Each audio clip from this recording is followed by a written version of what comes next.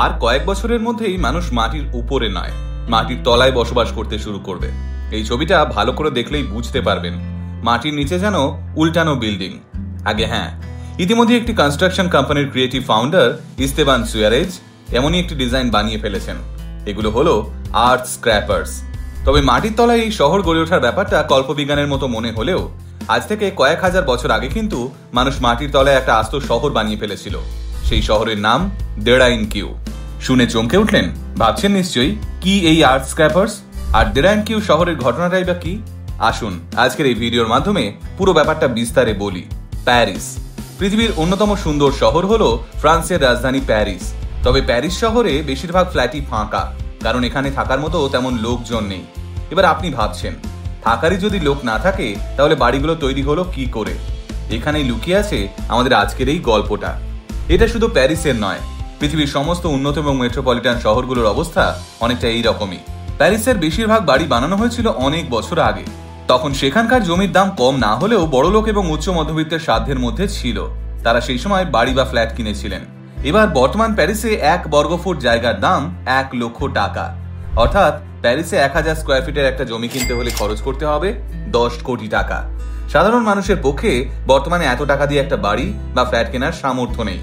আর পুরনো বাসিন্দাদের অনেকেই হয় মারা গেছেন কিংবা বাইরে চলে গেছেন। আর বাড়িগুলোর এত দাম হওয়ার কারণে সেগুলো বিক্রিও হয়নি। কিন্তু সবাই তো শহরেই থাকতে চায়, কারণ কাজের সুযোগ এখানে বেশি। তাই বহু লোক এই শহরের আশেপাশেই বাড়ি বানিয়ে কিংবা ফ্ল্যাট কিনে থাকতে শুরু করেছেন। একটা সমীক্ষা বলছে, প্রতি বছর যে হারে মানুষ গ্রাম থেকে শহরে চলে আসছে, তাতে কয়েক বছরের মধ্যেই শহরে থাকার জায়গা পাওয়া যাবে না। আর প্রপার শহরে যেহেতু বাড়ি কেনা মুশকিল, তাই শহরের আশেপাশেই তৈরি হবে বড় বড় বস্তি। যেমন এশিয়ার সব থেকে বড় বস্তি হলো ধারাবি, যা মুম্বাইতে অবস্থিত। একটা 10 বাই 12 ফুটের ঘরে 4 থেকে 5 জন মানুষ বাস করে। ধারাবিতেই এমনও গলি আছে যেখানে সকালবেলাতেও সূর্যের আলো পৌঁছতে পারে না।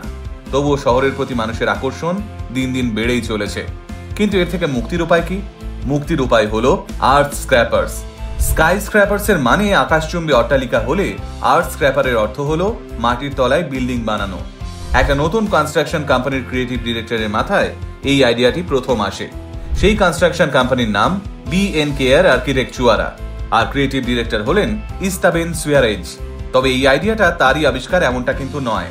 আজ থেকে 3200 বছর আগে তুর্কিতে গড়ে উঠেছিল দেরাইনকিউ নামের একটা শহর। 1963 সালে ক্যাপিডোসিয়া রিজিয়নে আন্ডারগ্রাউন্ড এই শহরটি আবিষ্কৃত হয়। পৃথিবী পৃষ্ঠ থেকে প্রায় 190 ফুট গভীরে বিস্তৃত ছিল এই শহর। মাটির নিচে 18টি তলা ছিল। এই শহরে আধুনিক সমস্ত সুযোগ সুবিধা ছিল। আমোদ প্রমোদের জন্য বার থেকে শুরু করে প্রার্থনা গৃহ, কমিউনিটি হল, থাকার কোয়ার্টার, এমনকি ঘোড়ার জন্য আস্তাবল অবধিও ছিল। প্রায় 200টি শহরের সঙ্গে মাটির তলা দিয়ে কানেক্টেড ছিল এই শহর। সূর্যের আলো যাতে সঠিকভাবে মাটির তলায় পৌঁছতে পারে এবং সেখানকার তাপমাত্রা যাতে নিয়ন্ত্রণে থাকে, সেদিকেও খেয়াল রাখা হয়েছিল। এই বিরাট শহর যদি বর্তমানে তৈরি হয়, তাহলে শহরে জায়গার অভাব কমবে, ঘিঞ্জি জনবসতি গড়ে উঠবে না, শহর পরিষ্কার পরিচ্ছন্ন থাকবে। আর সব থেকে যেটা গুরুত্বপূর্ণ ব্যাপার, সেটা হলো মাইলের পর মাইল জঙ্গল সাফ করে বন্য প্রাণীদের ঘর ছাড়া করে কনস্ট্রাকশন তুলতে হবে না।